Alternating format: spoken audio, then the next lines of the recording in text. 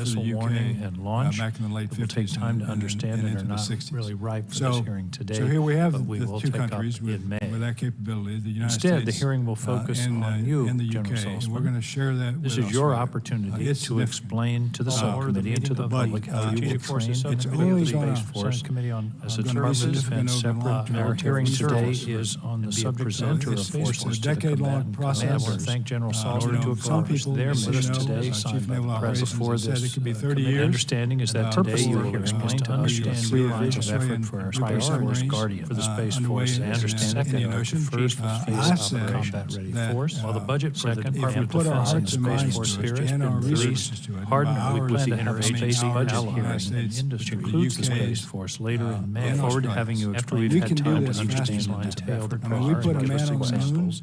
There are simple ones that we can take with us and explain to our constituents. And complicated topics such as missile warning and launch, it will take time to understand. The General Hyten said it best for this hearing. There is no such thing as a conflict in space by itself. Instead, the hearing will focus on you, General Saltzman, all domains. This is your opportunity to explain to the subcommittee and to the public how you will see the air, equipment, and the Space Force altogether. As a Department of Defense separate, hope that today you will explain to us how you present the Space Force to the command Hyten's astute in order to accomplish their mission as a combatant press to accomplish the mission. My understanding is that today you will explain to us your three lines of effort called the Space Force Guard. Your opening statement, as I understand it, they are to first field a combat-ready force, second, amplify the Guardian spirit, Thank you for being here today. with the interagency questions allies. that we have to solve with this subcommittee.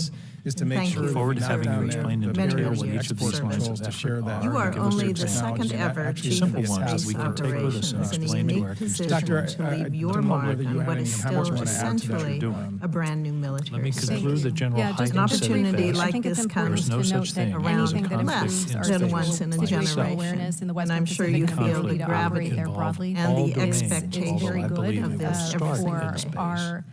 I look forward to hearing more of your vision for this newest service branch, specifically how you are forming a demonstrate fighting force that is ready to prosecute war as part of the commitment is military.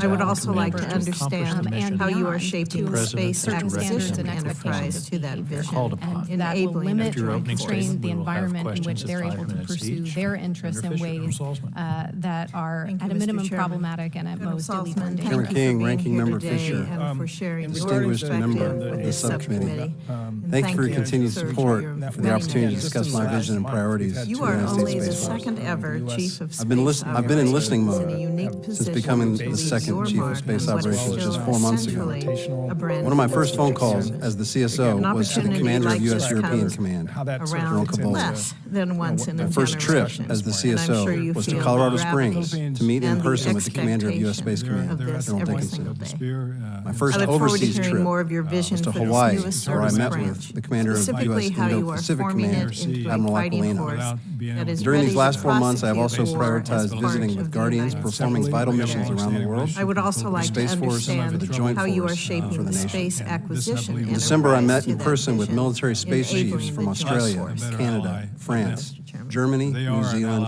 and the United Kingdom. In all these engagements, my goal was to better understand how the Space Force should focus Member Fisher its near and midterm efforts as we integrate our capabilities to address. Thank you for your continued support for the opportunity. The themes from these engagements should surprise no one. Space Force. Each combatant commander emphasized the vital role space plays, becoming strategic competition space upgraded just 4 months ago.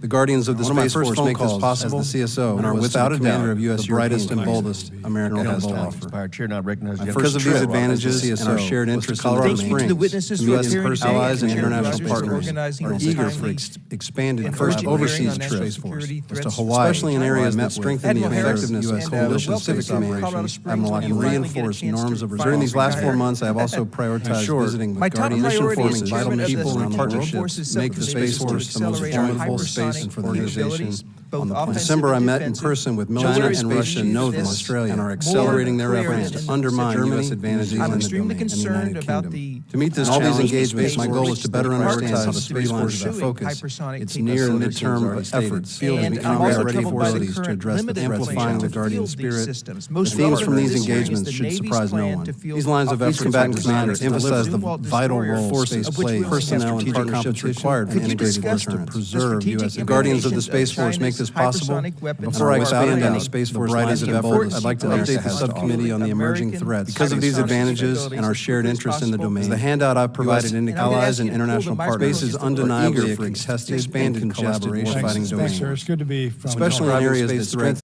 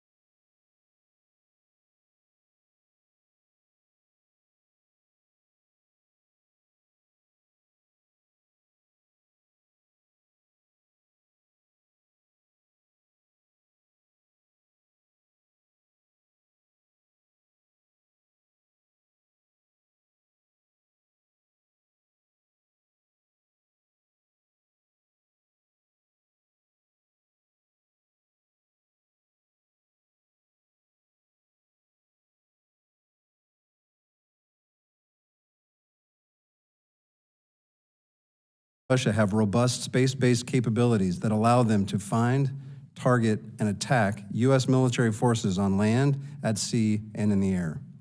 Equally alarming are the threats that endanger the satellites the nation relies on for prosperity and security. Both China and Russia continue to develop, field, and deploy a range of weapons aimed at U.S. space capabilities. The spectrum of threats to U.S. space capabilities includes cyber warfare activities, electronic attack platforms, directed energy lasers designed to blind or damage satellite sensors, ground-to-orbit missiles to destroy satellites, and space-to-space orbital engagement systems that can attack U.S. satellites in space. The contested space domain shapes the enduring purpose of the United States Space Force. Congress established the Space Force to protect U.S. interests in space. This means protecting U.S. space capabilities and defending the joint force and the nation from space-enabled attack. My lines of effort are designed to achieve this vision by providing the forces, personnel, and partnerships required for the Space Force to preserve U.S. space superiority for the foreseeable future. My first priority is to build resilient, ready, combat-credible space forces. To do this, we are accelerating the pivot towards resilient satellite constellations, ground stations, networks, and data links. The Space Development Agency's proliferated warfighter space architecture provides a prime example of these efforts. We are also emphasizing cybersecurity and preparing Guardians to detect and defeat cyber attacks against our networks, systems, ground stations, data links, and satellites. We are developing an operational test and training infrastructure that will be the backbone of Space Force readiness as Guardians prepare for a high-intensity fight. This infrastructure will allow Guardians to execute realistic training against simulated adversaries to validate their tactics.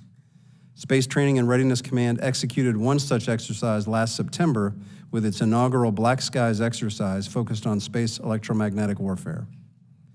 Through these events, we are continuously enhancing tactics and operational concepts, thereby creating a force ready for emerging threats. My second priority is to amplify the Guardian spirit by embracing a modern talent management process that recruits the best talent, develops and retains an elite workforce, and empowers Guardians to succeed. One example is our constructive service credit program that allows experienced professionals from key fields to directly commission into the Space Force at ranks appropriate to their civilian experience. The first constructive credit board served as a pilot program in 2022 and recruited 7 cyber professionals to become Guardians, one of which was onboarded as a lieutenant colonel. The second board will incorporate intelligence professionals and assess 20 additional personnel. Over the last year, we have also deployed space-centric curriculum for basic military training, the Reserve Officer Training Corps, and Officer Training School. In addition, our partnership with the Johns Hopkins School of Advanced International Studies for professional military education begins this summer. With congressional support, we will improve our modern talent management system by integrating the Air Force Reserve space element into the Space Force as a single component. This will allow Guardians to transition between full-time and part-time duty to pursue opportunities outside of full-time military service and subsequently return to full-time duty without barriers to reentry or detriment to their career. We will ensure that such experience is utilized in strict and careful compliance with federal acquisition and ethics regulations and appropriate conflict of interest statutes. The Single Service Personnel Management System will make retaining highly qualified Guardians easier by facilitating flexible career paths, and we look forward to working with this subcommittee on that important initiative. My third and final priority is to strengthen partnerships the Space Force relies on to accomplish its mission. The Space Force will strive to eliminate barriers to collaboration, including overclassification, so we can build enduring advantages with our partners. To date, personnel from over 50 countries have participated in training, education, and exercise events hosted by the Space Force. We are also leveraging allies and partners to expand our warfighting capability. Recent examples include deploying U.S. payloads on Norwegian and Japanese satellites and establishing a partnership with Luxembourg for satellite communication services. In total, we have more than 200 foreign military sales cases with over 60 countries for a broad spectrum of space capabilities. Commercial partners will be key as we pursue emerging technologies like advanced power, propulsion technologies, artificial intelligence and machine learning, and in-space servicing, assembly, and manufacturing. Space Systems Command's Commercial Services Office is building these partnerships to improve our ability to leverage more commercial off-the-shelf capabilities. In conclusion, thank you for the opportunity to share these priorities with you today. The Space Force is the preeminent military space organization in the world. Our adversaries seek to surpass the United States and challenge our advantage. We cannot and will not allow this to happen.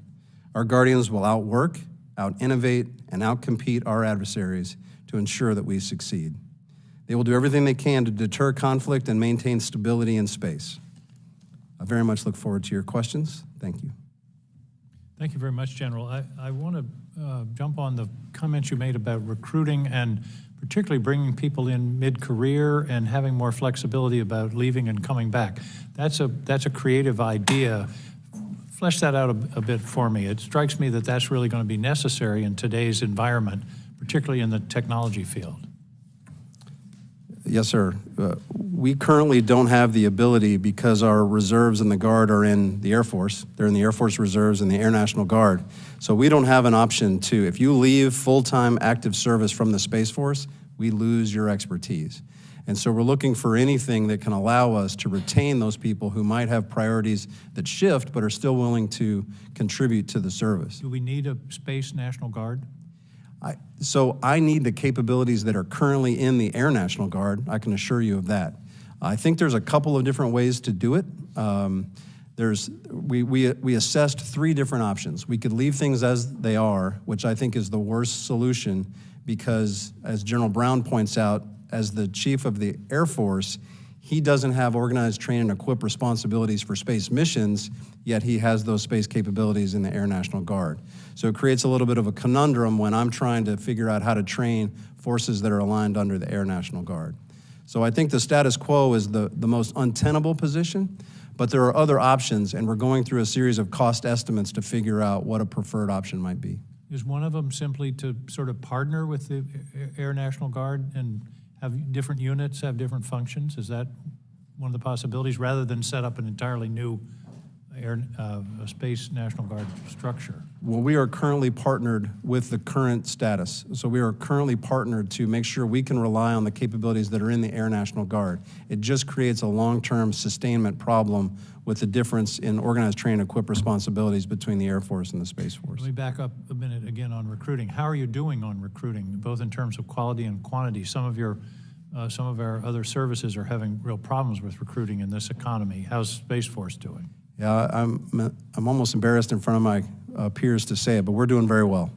mostly associated with the fact that we have much smaller numbers to recruit, and we have the ability to handpick those that decide they want to join the Space Force. So right now, we're doing okay. The problem is going to be sustainment over time in the quality of the applicants that we can pull in, and then retaining them for long enough to really benefit from their experience. Turning to, you mentioned several times in your testimony, commercial assets, commercial space assets. We know that Russia is trying to jam or otherwise damage the Starlink network, which is assisting in Ukraine. Is that precedent making it more difficult to partner with commercial satellite users? One of the strategies is proliferation and using commercial satellites. Is that, what's been the reaction to what's been going on with Starlink in Ukraine? So commercial augmentation is important to the Space Force for the reasons you mentioned: resiliency, diversification of our portfolio across a broader number of participants, if you will. The commercial augmentation space reserve, we're trying to establish what is kind of like a craft, like if you know the civilian reserve air fleet that uses commercial capabilities. We're trying to we're exploring options to use something along those lines. I think the key with commercial industry is to make sure that the expectations are managed up front. So we're going through a series of plans, we're going through a series of industry days, if you will, to clarify what are the policy, what are the contractual, what are the legal responsibilities and hurdles that we have to clear in order to establish this so that the expectations are clear across all spectrums of conflict, crisis, et cetera. So this is an evolving kind of capability. It is, but I will tell you that we had significant interest. We hosted an industry day along these lines, and there were 84 participants from commercial industry. So there is interest in doing this. Now, in my 45 seconds that's left, I'm going to ask you a question that I get asked at home. What's the difference between Space Force and Space Command? I get asked that at home too sometimes, so I appreciate it. It's as simple as any of the combatant commands with the other services. If you were to think about U.S. Central Command and the U.S. Air Force, or Indo-Pacific Command and the U.S. Navy, for the U.S. Space Command and U.S. Space Force, we simply have different responsibilities. As the Chief of the Space Force, I have responsibility to organize, train, equip, and operate the forces that are then presented to U.S. Space Command, who has the authorities from the President and the Secretary of Defense to direct those operations. So you're organize, train, and equip. Space Command is operate, warfight. They have the authority from the President to conduct those missions, and they would direct our forces that are presented to them to conduct the operations. Thank you, General. Senator Fisher. Thank you, Mr. Chairman. General, as we discussed last year, the Next Gen Opir satellite program, it's one of the key components of our future missile warning architecture, along with proliferated constellations of smaller satellites operating in the lower orbits. During your nomination hearing, you stated that having no gaps in coverage for missile warning was a high priority. The missile warning mission is the cornerstone of our strategic deterrent. You know, if we can't effectively respond, if we can't detect when our adversaries are launching nuclear weapons, we're in trouble. And so it is very important that we continue to fund this Next Gen Opir. Given really the importance of this no-fail mission, I'm concerned to see that the Space Force's fiscal year 2024 budget request appears to propose cutting the third GEO Next Gen Opir satellite. Does the Space Force intend to complete that architecture as planned? And if not, how are you going to mitigate it? That's a huge loss. Yes, ma'am. Thank you. The real architecture that we need is the one that is under that. Microphone on, Jen. Yes, it is. Can you hear me? Yes. So the architecture that we really need is one that's survivable in a contested domain. That's the proliferated LEO and multiple orbits to include mid-Earth orbits as well. So that's what the Space Development Agency and the SWAC analysis that we did is progressing towards. And that's the investment we made in FY24 to make that pivot. Because that's a pretty big technical shift, we wanted to make sure that we, for this no-fail mission, had some hedges to make sure that we didn't miss anything. So Next Gen OPIR, we are committed to putting that on orbit, and we felt like a 2x2 was sufficient to ensure, one, that the mission did not have any gaps, it's a no-fail mission, two, that it was a hedge against any technical risk associated with the pivot to the more survivable missile warning, missile track architecture. So you're saying that with this pivot to the 2 lower orbits, you have no plans then to look at the GEO now? No, we have the plans with Next Gen OPIR for 2 GEO and 2 HEO. That constellation we are still supporting in the FY24 budget has those 4 satellites in it. That's the long-term transition to the proliferated missile warning. But GEO satellites are too much of a target. So having them in low Earth and mid-Earth orbit creates a targeting problem for an adversary, which actually lowers the threshold for attack on orbit. It's more resilient, and it creates a level of deterrence because they can't attack the satellites. Okay. It seems like on the major acquisition programs that are executed by Space Force have been late. They have cost overruns or both. Does the Space Force acquisition community, I guess I would say to you, how do you plan to address that? And do you agree with my assessment? Well, I've been doing in this business a long time, and so I've certainly seen the same things that you're noting there. So I can't argue with the facts about cost overrun and schedules. What I will say is I've been very impressed with the way Frank Calvelli has reorganized how we're doing space acquisition.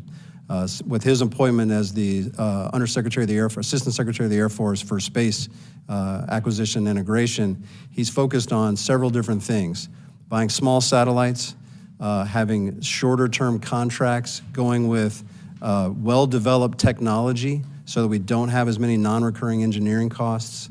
When you say, I'm sorry to interrupt you, but when you say well-developed technology, is that you want to make sure things are proven?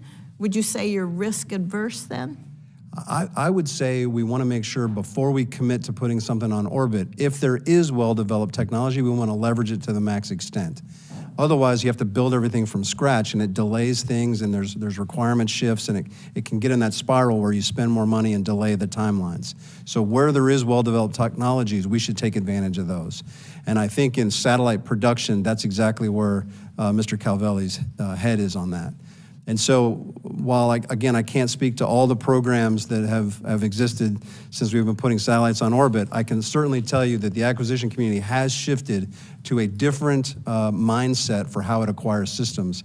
And I think the Space Development Agency's acquisition strategy for the missile warning, missile tracking, and space data transport layer is an example where it's going in about 4 years from order to orbit, which is substantially better than we've seen in other programs.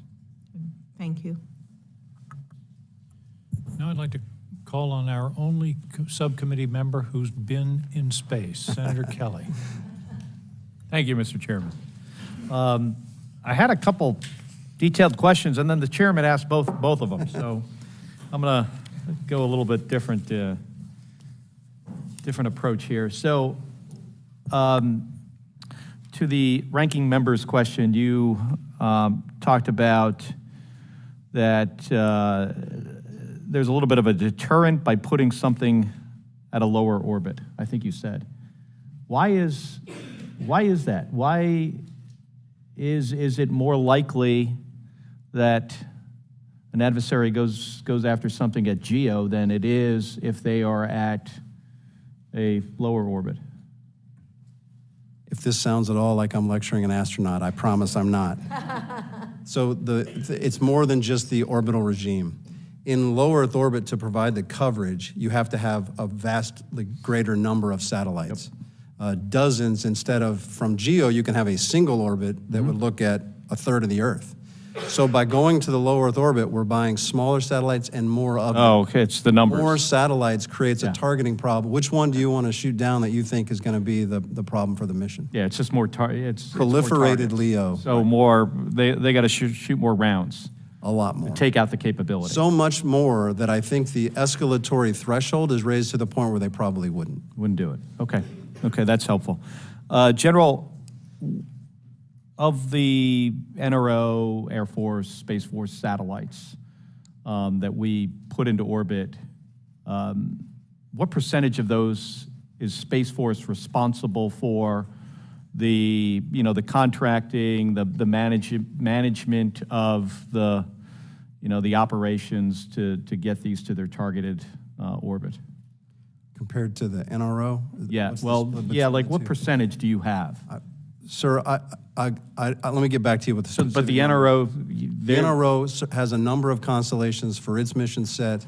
We have, I'm trying to think if there's any examples. We have the vast majority of Department of Defense satellites that have now migrated those missions. But not all of the Department of Defense satellites. I always hesitate to say all, but I'm struggling to think of an example.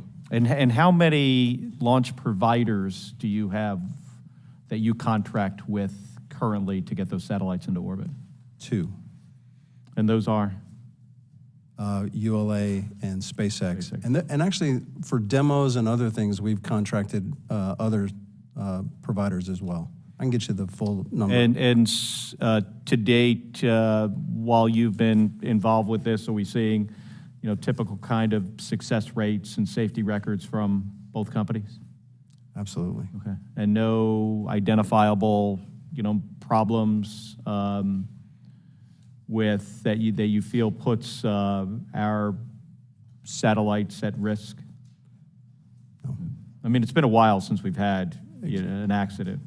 I mean, I saw one a long time ago, an NRO satellite, actually, that happened to be down at the Kennedy Space Center. Watched this thing blow up right after liftoff. I was on console out in California. Yeah, I just walked out of crew quarters, saw this, wasn't even expecting it, saw this rocket launch and then explode about 15 seconds later. Something you never want to see. Yeah, so it's great that we've gotten better at this, and SpaceX has I'd say a pretty remarkable record of success. ULA as well. We just need to keep that going. Sure. I think it's important to be just constantly trying to look ahead and seeing what that next failure mode is, and make sure you have the workforce that is really tracking this stuff closely, because some of these assets are in the billions of dollars, as you know, General. Sure. So I've got another question. Well, actually, I do have about 50 seconds. So Space Force has been around now for a couple of years. I think maybe 3 years, is that right? A little over 3 years. A little over 3 years. And some of the Guardians incurred about a 2-year commitment when they transferred from the Air Force or from another service. Right. They're coming up on the end of that time. Are you seeing a good, re-enlistment rate for the enlisted ranks and officers that are going to stay on? Yeah, I think the final assessment is still out a little bit, because I want to see it all play out, the full cycle play out, before I really commit to this. But I'm encouraged so far, and I think we're providing the kind of challenges that the workforce is looking for. And so I'm still hopeful that we're going to be at good retention numbers, but we probably need to let this full summer cycle play out before we judge. Okay, thank you. Thank you, Mr. Chairman. Senator Tuberville. Thank you, Mr. Chairman. You've been in your position now, what, less than a year, correct? 4 months, Senator. 4 months. Give us your #1 priority for Space Force. I need to make sure that the Guardians are ready to meet the threat. I've said this from day one. The systems that we're buying are exquisite. I want to make sure that the Guardians have the training and the ability to practice their tradecraft, reps and sets, I call it. We've got to get those into the Guardians so that they validate their tactics and they are trained to meet any adversarial challenge that's thrown at them. So it's more training and people than it is anything. There's a lot of challenges. That's what I'm focused on right now, because I think it was the biggest gap from converting. I like to use the example that we're trying to turn a merchant marine into the U.S. Navy. Yeah. Right? We have to convert this Space Force that we had for a benign environment into one that's contesting the domain. Is this a slow process? Sometimes it's slower than I'd like, but I like our progress. So I need to buy them the simulators, the virtual ranges. That takes a little bit of time, but we're already building a new force generation model so that we've established the time to do the training, we've established the new training requirements, and now we just have to get after it. So Spacecom has a RDT&E budget of $19.2 billion and a proposed procurement budget of only $4.7 billion. What's driving that difference? And you see that change in the next few years? Sir, this is a way the Space Force has to do its business, because so much of our effort is spent in developing the satellites, and we don't have to put a lot of satellites on orbit traditionally, so there's less procurement than there is RDT&E. And so I think it's just the nature of the space business that we are front-loaded a little bit in terms of procurement to RDT&E balance relative to what you might see in some of the other services that buy so many versions of that thing that they do RDT&E for, fighters or tanks or the like.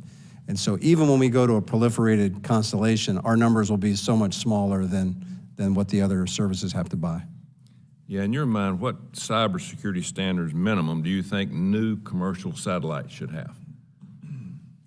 I'm worried about the ground infrastructure and how the links are protected to make sure that we have access to those capabilities that are put on orbit.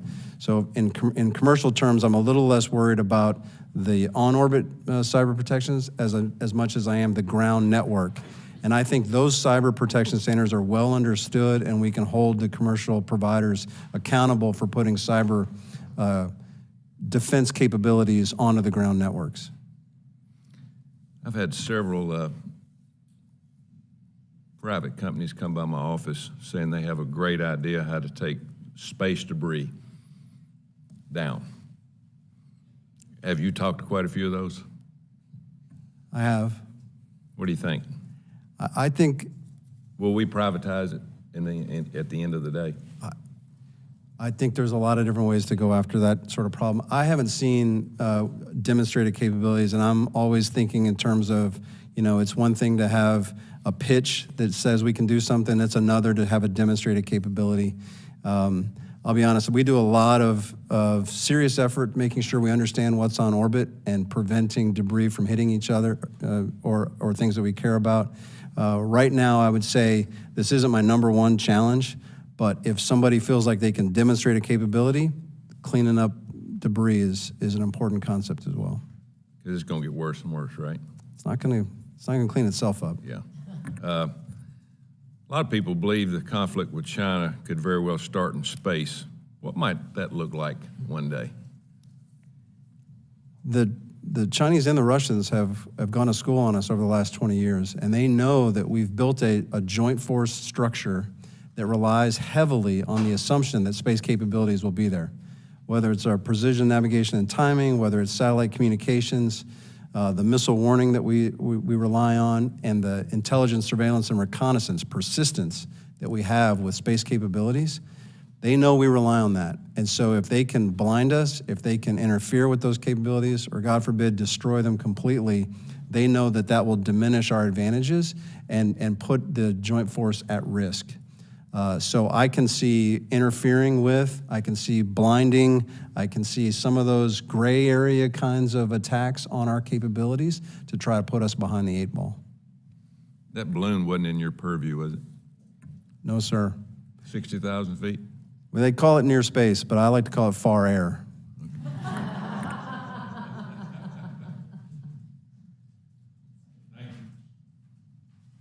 Senator Rosen.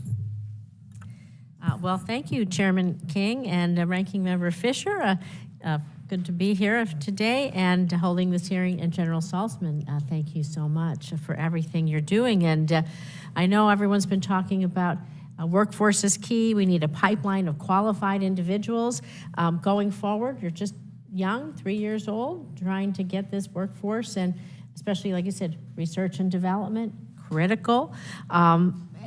To protect our country and our families from the threat we feel from space. So STEM education, I talk about it an awful lot, but I really believe that investing in STEM educations is just essential to matching our adversaries' increasing capabilities, as you have alluded to. and also to addressing all of our tech workforce shortages. So, General Saltzman, during your confirmation hearing in September, you highlighted that Space Force has established a university partnership program, partnering with universities across the country to provide STEM students with research opportunities and increased Guardian retention. And so how has Space Force growth and retention benefited from this program? I'm real excited to hear about that. And what can we do better to support this program specifically? And maybe some national security focused STEM education initiatives at American universities generally. Well, thank you for that, because any opportunity I get to talk about how great our Guardians are, I'll take full advantage of it. You would be really impressed with the quality of the people that are joining the Space Force. The average age of our enlisted members is 22. That's a relatively high number, considering the other services. We have an educated workforce, very educated. We have the luxury of handpicking the best and brightest of a large applicant pool that wants to join the Space Force. And so we're really benefiting, one, from the fact that we are kind of small and we can take the cream of the crop, if you will. We're looking for diversity. We're looking for high-quality STEM education and going to the areas that maybe you don't have a chance to get to in some of the other services. A remarkable set of opportunities that we've taken full advantage of. Every time I go out in the field, I'm just impressed with the quality and capabilities of the Guardians that I see doing the job. So we should help expand these programs to make your job a little better. Well, as long as you expand the number of people that help me select, right? So I think there were 42,000 hits of interest to join the Space Force, and we have about 1,000 slots. Right. So culling that down to who's eligible, who can meet the requirements, and there's a lot of effort there too. So I'm real happy with the way the recruiting team is done. I'm real happy with the standards that we've set. I'm really happy with the quality of Guardians that we're getting in. That's great, because as Senator Tuberville talked about, cyber attacks in space, it's a warfighting domain, and cyber is really probably more effective there, or as effective there as it would be anywhere else. And last week, we discussed with General Dickinson during Space Command's posture hearing that both Russia and China are rapidly investing in, developing and fielding these technologies that will provide timely and that will threaten us. And so we need to be sure that we're stopping that. So these sophisticated cyber attacks are going to include the threat of stealing data, jamming satellite signals, hacking satellites, disrupting internet services. I know the proliferation concept is really good because there's just so many, it makes it not worth their while. So that resilient space architecture, particularly in low Earth orbit, as you've alluded to, really important. And so what other kinds of things besides what you mentioned to Senator Kelly and Senator Tuberville, how are you keeping our most advanced space assets safe from cyber attack by Russia, China, and others, and increasing their resiliency?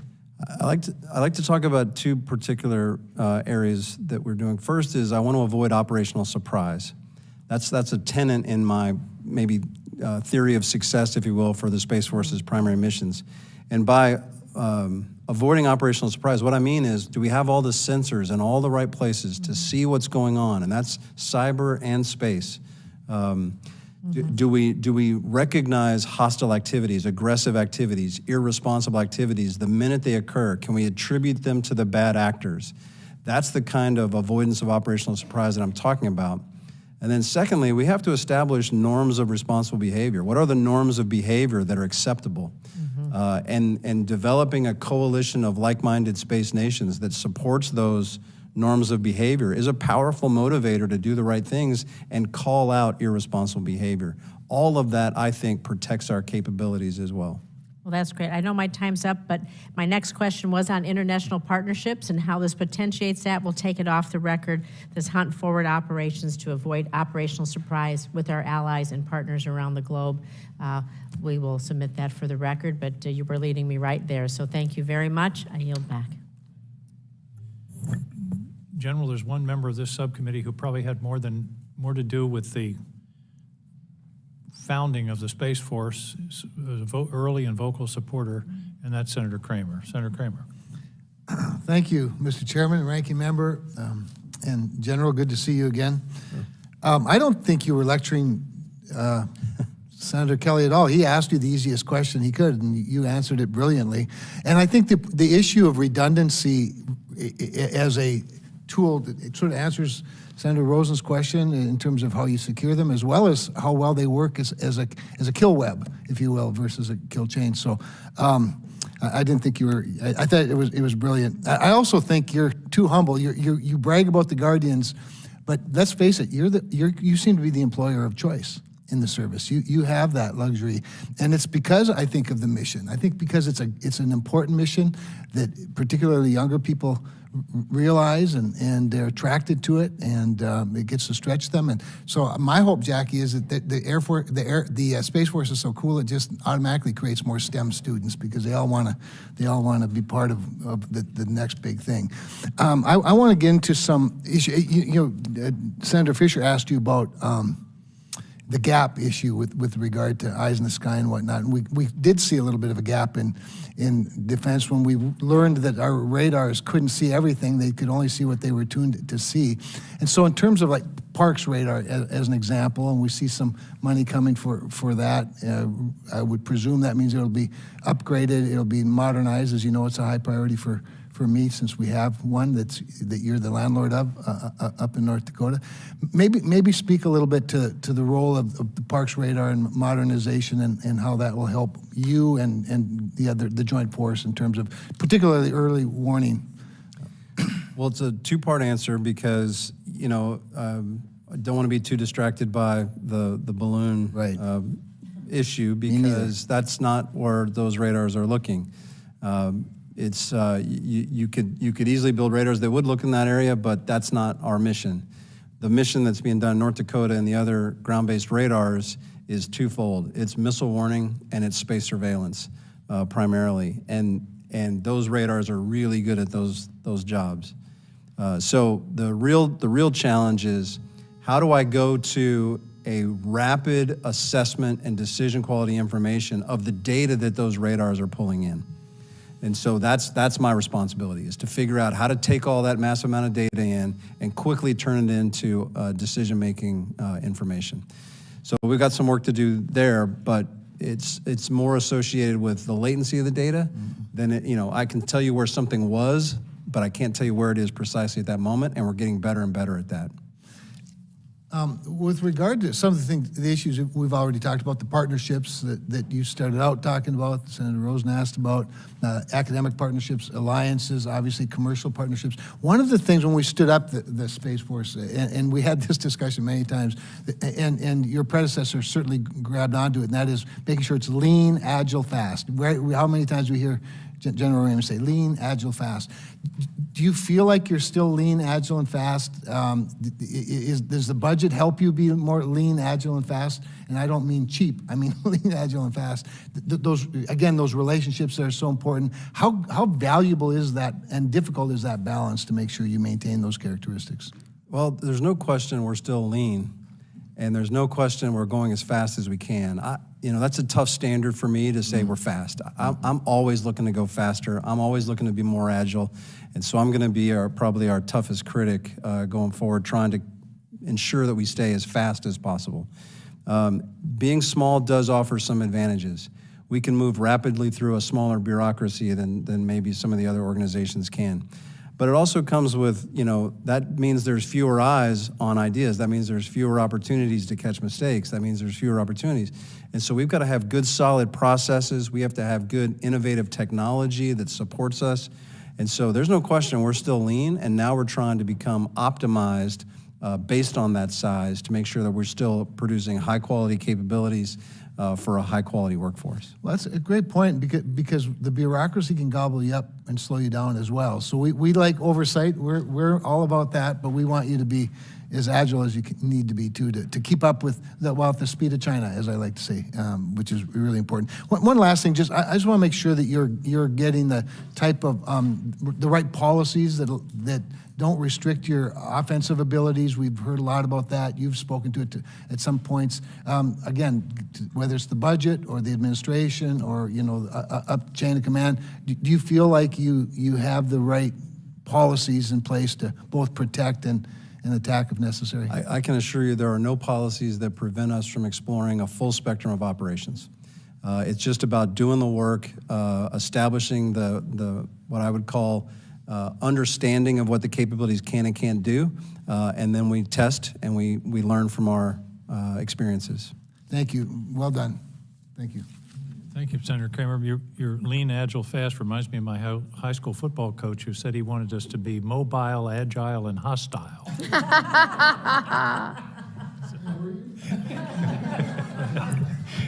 I'm not going to go into our record, but our team motto was, we're small, but we're slow. That was our problem. Senator Gillibrand. Thank you, Mr. Chairman. Your budget request this year includes a goal of increasing the number of Space Force launches. As you look to maintain and modernize launch ranges and facilities in support of our space launch needs, can you speak to how the ability to leverage commercial funding sources to grow space transportation infrastructure and service capacity would impact the Space Force's space launch efforts? Yes, ma'am. Thank you. As we've talked before, we've grown our capacity on our national launch ranges, national space launch ranges, from what I remember to be 10, 12 launches to we're going to getting close to 100 launches a year now. And most of that is commercial launches. And so the infrastructure that we're providing is being used, and it needs to be refurbished on a more regular basis than it did what I'd call the old days. And so I think the commercial industry understands this, and they're trying to figure out the best ways to help support. And now we just have to look for the contractual and legal mechanisms to make sure that we can maintain that infrastructure. Our investments in the range of the future start us down that path, but we've still got a lot of work to do over the FIDEP, I think, to make sure we maintain the kind of infrastructure we need to support the commercial industry. As you've said, your mission is very technical. Ensuring Guardians are properly trained and able to execute their missions requires access to advanced ranges. Do you currently have the training resources you need to provide fully trained Guardians to combatant commanders? And are any additional resources required to ensure we have a Space Force fully capable of operating in the space domain? The FY24 budget submission includes about $340 million dedicated to operational test and training infrastructure. I think that's sufficient for this year because we've got a lot of study to do to make sure we're building the right kind of ranges, the right kind of simulators, and we're learning as we go a little bit. So I'm really comfortable with the level of investment we're at this year for FY24. Last week, you spoke about the concept of competitive endurance. From reporting, it appears to center on space domain awareness, resilience to deter attack, and responsible counterspace activities. Can you speak to how the Space Force's budget proposal will help to achieve competitive endurance through each of these three core tenets? For avoiding operational surprise, that's the space domain awareness tenet, and we are investing heavily in new sensors. We're investing in capabilities with our allies and partners to also increase the data set associated with space domain awareness. And perhaps most importantly, we're investing in space command and control capabilities, which is kind of military talk for how do you take that data in and rapidly turn it into operational decisions. And so I think we have good software investments to make sure that we're doing the decision support tools that go with that space domain awareness. And go ahead. Go ahead, no, finish. Well, the resiliency piece is also important, and this budget definitely invests in shifting to a more resilient space architecture. We've started that pivot now in earnest. So looking on your documents, you have this contested space document about what China's doing. The PRC has developed counterspace and anti-satellite weapons, including demonstrations of anti-satellite missiles, which you say are launching orbit to ground. And the ability to move a defunct satellite. Can you speak to our ability to defend against these counterspace assets and exercise space superiority? The transition to a proliferated LEO missile warning, missile tracking architecture includes the capacity to find, fix, and track hypersonic capabilities. So that's why that's such an important transition that we're making. With regards to grappling satellites and pulling them out of orbit, much tougher to deal with when you have less than maneuverable older legacy satellites. So again, shifting to a proliferated LEO constellation where you don't have what General Hyten called the big juicy target sitting there at GEO makes that a much tougher proposition for them to execute against. That makes sense. What lessons are you learning from the war in Ukraine about the role of the space domain in large-scale military operations? Well, the most important observation is that space is critical to modern warfare. We've seen the Russians attack satellite communications. We've seen cyber attacks trying to dismantle. We've seen GPS jamming. They recognize that space is a force multiplier, and they're willing to attack it. The fact that we have to defend against cyber attacks in the ground networks reminds us that ground is also a part of space and that those networks are critical assets. But I think we're also seeing the power of commercial augmentation, that there is a viable path for commercial augmentation to provide capabilities. And then I've been kind of harping on it through the testimony here, but proliferated LEO, that's what we're seeing used to support Ukraine, and it's turning out to be a much tougher target for the Russians to take apart. Agreed. Thank you, Mr. Chairman. Thank you, Madam Ranking Member. Senator Rounds. Thank you, Mr. Chairman. General, thank you for your service. There have been efforts, General, driven by political decisions regarding the shared use of the 3.1 to 3.45 gigahertz or S-band portions of the spectrum. Can you confirm that you have systems critical to our national security that reside on this portion of the spectrum? Yes, Senator. We have a space surveillance radar that's currently in development that does occupy that portion of the spectrum. Would it be not just radar, but perhaps communications that are in that portion as well? As it turns out, I think the key emergency kinds of communications live just outside of that band. So as long as we manage very narrowly that strip, we would avoid those particular. Okay, so it's primarily radar. It's primarily radar for the Space Force. Okay, so yeah. The communications portion is not the part. Well, I wouldn't want to talk to the other services capabilities, so from a Space Force perspective. Okay, thank you.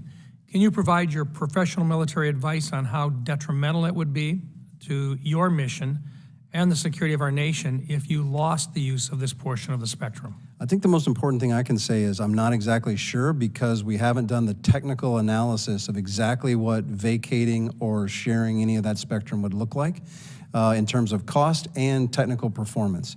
But we do have a study ongoing, and so we would hope that any legislative decisions or decisions along these lines would wait for that study to come out later this fall so that we could make the decision with data-informed analysis. Have you been given the opportunity to provide your professional military advice on the DoD's use of this portion of the spectrum? Yes. Thank you. I presume you've expressed your concern with regard to the sale prior to this September study being completed. I have described my concern as not knowing exactly what the impacts will be until I receive that study. Thank you. I'd also like to go on record saying that I'm concerned about the DoD's approach to providing space-based ground-moving target indication capabilities, the GBMTI, to warfighters following the divestment of the JSTARS platform. It's my understanding that this capability is being moved under the funding authorities of the intelligence community. We do not have really to get into the fine details here, but can you share with me how you are assuming that the JROC or the validated requirements are captured in the acquisitions process of a platform owned by the IC community? Because of the way the funding has been moved, we are focusing on two areas where we think we can provide some detailed level of collaboration. The first is in Milestone Decision Authority, which there are some decisions which reside at the OSD level and could be delegated to Secretary Calvelli.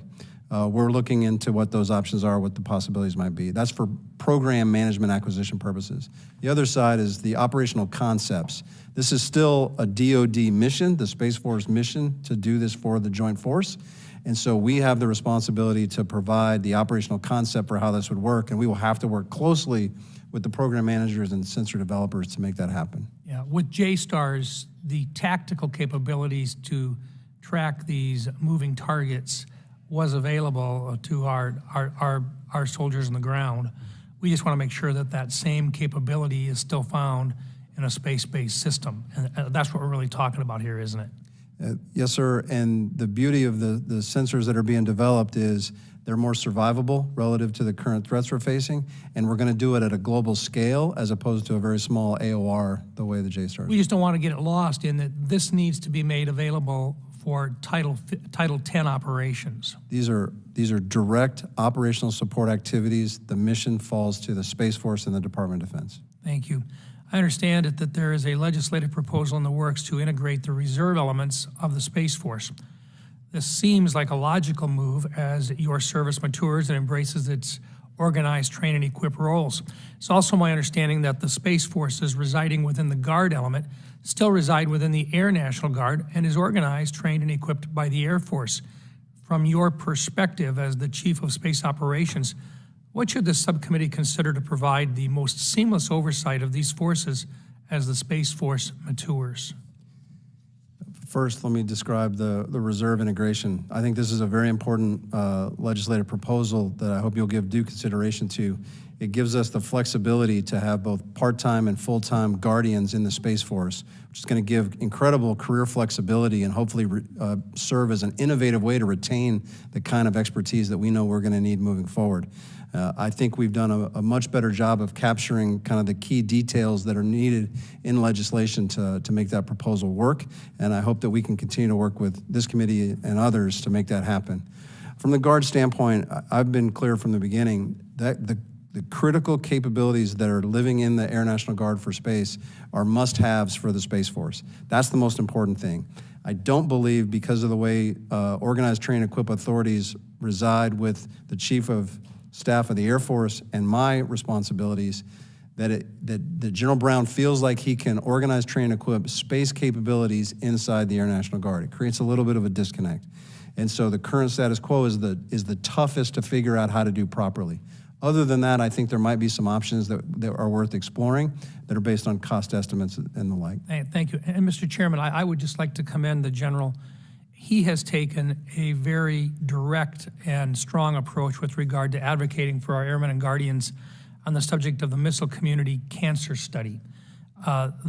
This is a case of where they're finding cancers in areas where these guys that are basically working underground for extended periods of time, and the General has taken a very direct and personal interest in seeing that this be pursued and that anybody that's out there, any one of these airmen or guardians, that they get help, they find out, and they keep track of. And I just want to commend him, and I would hope that the committee would make available time for him to be able to share with us moving forward just exactly what he has found with regard to any health concerns surrounding the cancers that seem to be more prevalent with these folks that are working underground in these missile silos. Thank you, Mr. Chairman. Thank you, General. General, a couple of follow-up questions. Several times you've mentioned the possibility of norms, developing international norms. Expand on that. Is that a realistic possibility? Will the Chinese and the Russians talk about international norms in space? Unfortunately, the norms that they talk about are not ones that we would support, and they've kind of shown a propensity to not support the ones we want to support. This is a battle of narratives over international norms. What I can tell you is when I talk to my counterparts in the other nations, they are interested in this. The Secretary of Defense issued his tenets for responsible behavior, and U.S. Space Command followed up with even some more details. Those are all widely viewed from my peers as helpful in establishing what it means in a like-minded set of nations with responsible behaviors in space. We have an initiative called the Coalition Space Operations Initiative, which is 7 countries that have also detailed what responsible behaviors in space means, very consistent with the Secretary of Defense's tenets. And so I think this is kind of a widespread understanding that we have to behave a certain way in order to maintain a safe, secure, sustainable space domain. And I believe there's widespread agreement for that. Is the State Department engaged in this discussion as well? They are. I think that would be an important aspect of moving this forward. Very important initiative. They are. Just a comment, you mentioned cyber protection several times. It seems to be the experience that most major cyber attacks start with a sub, not the general contractor, but some small company, smaller firm that's working for a general contractor, and then they get into the system. I hope that's something when you're talking about the protection of your assets, and very rightfully you've talked about ground and space, that you worry as well about those small companies that might act as a gateway for a cyber attack. Yes, sir. I've talked to my cyber defenders at length. I'm not really a cyber professional myself. I don't understand all the technical details, but one of the most important things that they start with is mapping the cyber terrain. In other words, understanding exactly what the network looks like, where it might be vulnerable, and how they might best censor it to rapidly detect any kind of intrusions. And so, to your point, understanding how all of the companies fit together in the cyber terrain is an important foundational aspect of cyber defense. Final question.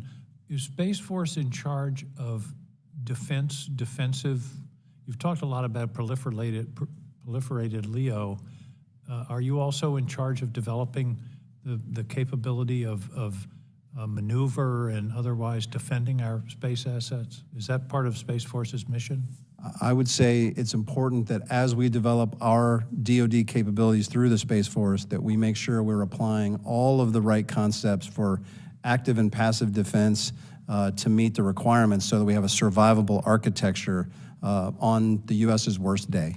And that's, of course, this is a relatively new concern. We own space for a long time, and but the Russians and the Chinese have been very active in anti-satellite technology. So we need to be developing counters to that in order to maintain a credible deterrent. Is that correct? Absolutely. And I think it's about how fast can we go. Again, my weak analogy is converting the Merchant Marine into the U.S. Navy. We've got a little bit of ways to go before we can take our legacy platforms that we've got so much utility out of and so much capability from, but convert them to providing the same or better capabilities while being able to perform in a contested domain. And we'll have to make that transition as rapidly as possible. Thank you. Other questions? Thank you very much, General. This has been a very illuminating hearing. I appreciate your forthright, responsive to our question, and your leadership and your long career of service to the United States. Thank you. Thank you, sir. Hearing is adjourned.